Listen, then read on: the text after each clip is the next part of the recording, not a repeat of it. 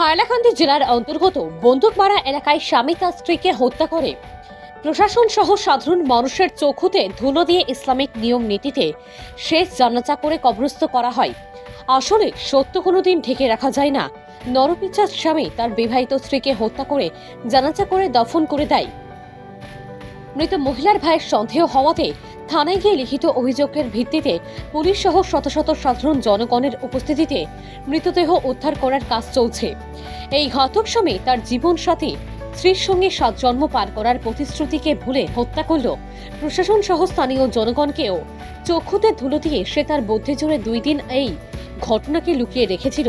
শেষ পর্যন্ত 3 দিনের ভিতরে ঘাতক স্বামীর আসল চেহারা বেরিয়ে এলো। কথায় আছে, পাপ করলে পাপের প্রায়শ্চিত্ত করতে হয়। আসলে মানুষ মানুষকে হত্যা করা জঘন্যতম অপরাধ।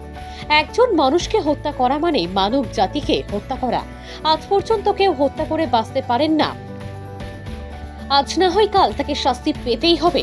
এই নরপিচ্ছাদ স্বামীকে হাইলাকান্দি পুলিশ কি করবে তা দেখার বিষয়।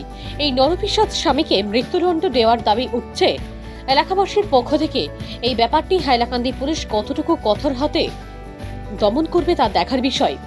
ইমরুল হোসেন বরভূইয়ার রিপোর্ট, আসাম ক্রাইম নেটওয়ার্ক।